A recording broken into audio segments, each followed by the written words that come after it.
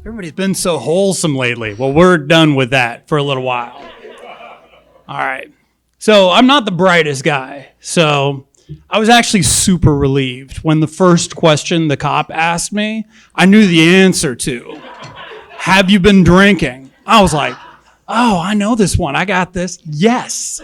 A lot. About a bottle of Jameson's whiskey at this party that I was at. And then, as is my way when I've had too much to drink, I decided everybody at the party was bullshit. I grabbed the keys and I headed out into the night. I didn't get very far, luckily enough. Something about the car was driving weird. It wasn't the driver. It was the car. And so I kind of pulled over, and then a cop came along to see if I was doing okay. And of course, I was a drunken mess. The second question he asked me was much harder. Whose car is this? And I looked around and I was like, wait a minute, whose car is this?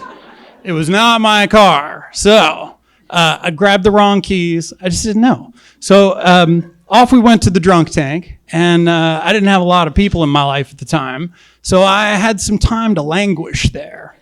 And while I was there, I came to a few realizations. First, this was not the first time that I'd done something absolutely idiotic. I was clearly an alcoholic, big drinking problem, and I absolutely had to stop drinking immediately. But actually, that was kind of good news, right? Because everything that was wrong with me would be magically solved immediately because I would just stop drinking, and then I'd be better, right? All right, that was thing one. Thing two was I realized I was actually in deep shit. In addition to the DUI, the car was stolen if you were the kind of person who was trying to compile evidence and, make a case out of it, which is exactly what people in law enforcement do, I'll have you know. And then, so I knew I needed to get a lawyer. I couldn't go in there representing myself. I was, newly responsible, sober and all, and I was ready to face the music. But I was really worried that the music was going to be jailhouse rock, and I was not here for that. So I didn't know any lawyers. I didn't have a lawyer, and I mean money for a lawyer. But I did know this woman named Mina, a couple years younger than me, bright as hell. Beautiful, way out of my league. I had no idea what this woman was doing hanging around with me. But there were every once in a while weird sparks between us. And I knew her dad was a lawyer.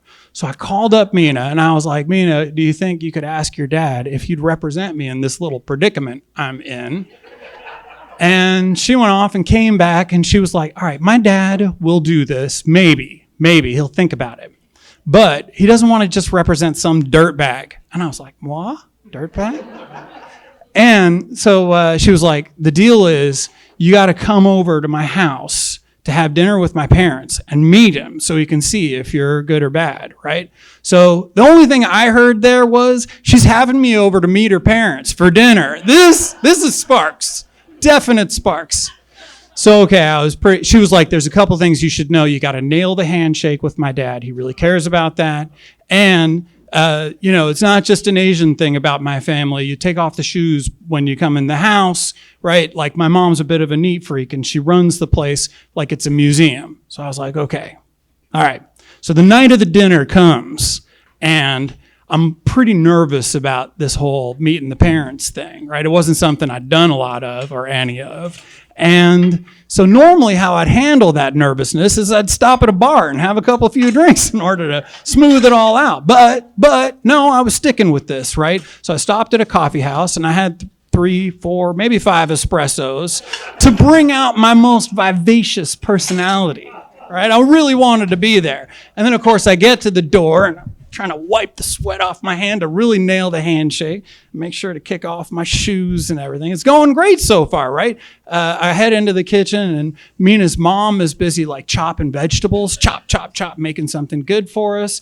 But the coffee must have really hit my stomach bad, right? It was really blah, blah, blah, blah, blah. So I said, would you mind if I just went and used the bathroom? And Mina's dad said, why don't you use our best guest bathroom? And I was like, oh, wow, okay. And as I shut the door behind me, I heard him say to Mina's mom, chop, chop, chop. She's there with the vegetables. He said, good handshake. And I was like, oh, all right, this is happening. So I go into the bathroom, and it's immaculate. There's monogrammed hand towels. There's candles everywhere. It's beautiful. It's really great. And I sat down on that toilet, and I committed an act of utter violence on that toilet. Have you ever heard the word crapshoot? That's what my body did. It was a crapshoot. And this filthy, reeking mess was barely contained by the bowl. All right, well, at this point, the kitchen's right outside the door. I'm pretty worried the smell's going to get out there and offend some people. I couldn't find a fan to turn on to take care of the smell, but there was this little window right up above the toilet. It was a pretty skinny, small-ish window, but, I reached up and I cracked it open and some fresh air was coming in, and I was greatly relieved for that. And I reached for the toilet paper, and to my horror, there was one square. One square. Friends, even in the best of circumstances, that is not enough. But this was like the Titanic disaster had just happened. It was awful. So I used the one square, and then I'm creeping around the bathroom trying to find where all the spare rolls are. I'm trying to be quiet because Mina's mom is just the other side of the door. Chop, chop, chop, chop, chop, chop, chopping vegetables. I open the cabinet, nothing. I check by the tank, nothing. For a moment, I thought maybe I'll use the monogrammed hand towels. Like I was really getting desperate. But then in a stroke of genius, it came to me. I looked down, I was just wearing socks. So I took off one, and I wiped myself good. And then I took off the other one, and I used that one too to clean myself up. And, I'm a good guest. I cleaned the bowl a little bit too. I wasn't going to leave that for them. And then I took the 2 socks, I dropped in the toilet and flushed. Did it clog? Of course it clogged! But I didn't panic. I thought to myself, all right, what I'm going to do is maybe just a little more weight of water in the bowl. I'll flush it again. Did it work? No, of course it didn't work. The water was rising, and sure enough, this filthy, reeking stew overflows the bowl and onto the floor. And it's a lot.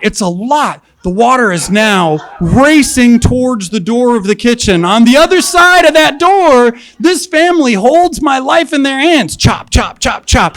I don't know what to do. I'm like trying to negotiate with the water. I grab the monogrammed hand towels and I try to make a dam, but it doesn't work. The water is still going towards the door and it's reaching the door. Chop, chop, chop on the other side. And at the last moment, as the water was just about to flow under the door, into the kitchen, this brown, stinking, horrible mess, I knew there was only one thing I could do.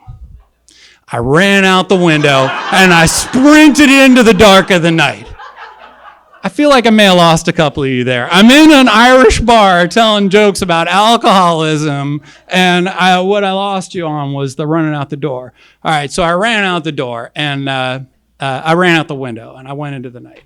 All right, so I had a little time before my court date, and during that time, I was able to ruminate, and I came to some realizations. Number one, apparently, just quitting drinking was not going to solve everything that was wrong with me. So I knew I had some work to do there.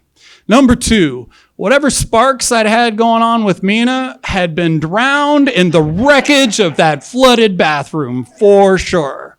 And number three, I was going to have to go in front of a judge with the world's shittiest lawyer, me.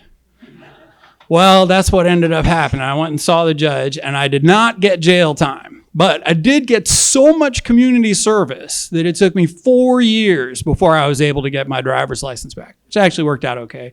I met some nice people.